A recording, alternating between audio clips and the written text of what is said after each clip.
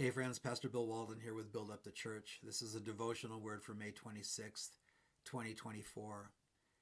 This is out of John chapter 11. In the first half of John chapter 11, we see Mary and Martha, two sisters, sending a message to Jesus that their brother Lazarus is very, very ill. As it turns out, according to the story, shortly after they sent that message, their brother died and was laid into a tomb. When Jesus got the message, he waited another 2 days. And when he finally arrived, it had been 4 days since Lazarus had been in the tomb. Martha went out to meet Jesus, and she said, "Lord, if you would have been here, my brother would not have died. But even now, I know that you're going to do the right thing." She's expressing faith in her, even though she's experiencing sorrow and disappointment. Later on, Mary comes to Jesus, and she says basically the same thing. "Lord, if you would have been here, my brother would not have died." We pick up the story in verse 32, John chapter 11, verse 32. "Then when Mary came where Jesus was and saw him, she fell down at his feet, saying to him, 'Lord, if you had been here, my brother would not have died.' Therefore, when Jesus saw her weeping," and this is a wailing that the Jews would do. This is the way that they would express grief, very demonstrative. "When Jesus saw her weeping, and the Jews who came with her weeping, he groaned in the spirit and was troubled." That word groaned there, it describes when a horse is angry and it snorts. It's just an explosion of a guttural sound coming forth from the heart of Jesus, from the mouth of Jesus, from the soul of Jesus. I'd like to suggest to you that he's angry about what death does. Back in the Garden of Eden, God gave the garden to Adam and Eve and said, "You can eat of anything except just this one tree." That's the knowledge of good and evil. And when you eat of it, in the Hebrew, the translation is, "Dying, you shall surely die." And they ate of it, and death came into the world. Death is devastating to humanity. Death is that great enemy that we can do nothing to stop. We may delay it with good medicine, and I'm all for that. We may pray for people and they may have a reprieve. But death is this great enemy of the human soul that brings such sadness and grief and sorrow. And when Jesus saw what was going on, he saw Mary weeping, he saw the Jews weeping, it angered him. Not that he was angry at them, but he was angry about the situation. Look what death has done again. And death came because of sin. And so he's angry about sin.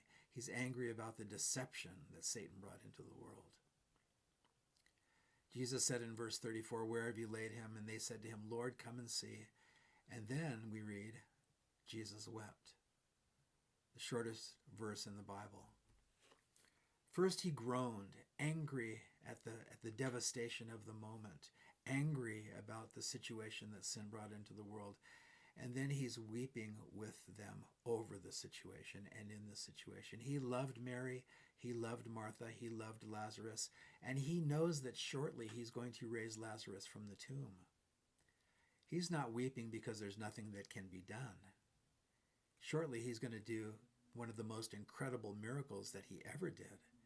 But in this moment, he's weeping with Mary, he's weeping with Martha, he's weeping with the loved ones, the family and friends of Lazarus, because of their grief. Their grief is his grief. Their tears are his tears. And may I say it, your tears are his tears. If you're a follower of Jesus, he cares very, very deeply. He's angry about the things that hurt you. He's angry about the situations that hurt you and the people that bring you pain and cause damage to your life. He's angry. It's a holy anger. And he weeps because you hurt. And so we do not have a Savior. We do not have a God that is heartless or indifferent or only concerned with us following the rules. Your feelings are his feelings. He feels it deeply. He came to save. He came to heal. He came to give us abundant life.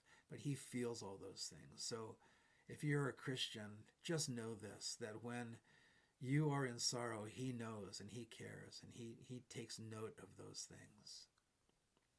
As I said before, he's going to raise Lazarus shortly. And even knowing that doesn't keep him from grieving at the moment and being angry at the devastation of sin. So, we have a loving Christ. We have a loving Savior. We have a powerful Savior. He goes on to raise Lazarus from the dead, an incredible miracle. But he's not unfeeling. Dear friends, he cares.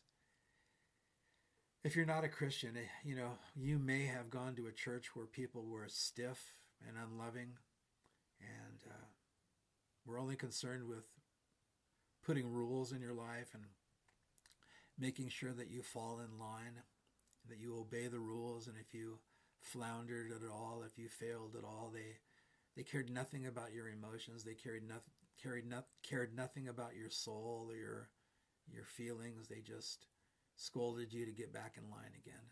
I want to tell you, that's not our Jesus. That's not our Messiah. That's not our Savior. He cares. If we need correction, he'll correct us, but it's always in love. It's always for our best. And so, if you've been hurt by church, let me tell you, I'm a pastor and I've been hurt by church.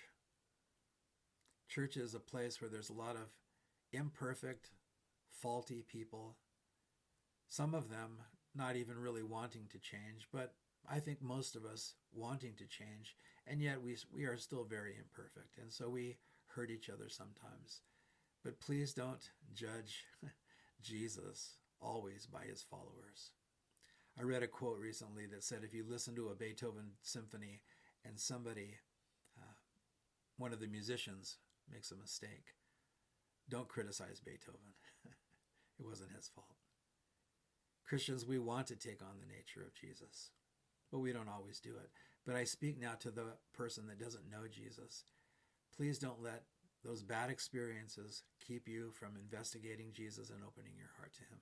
He really does care. He loves you.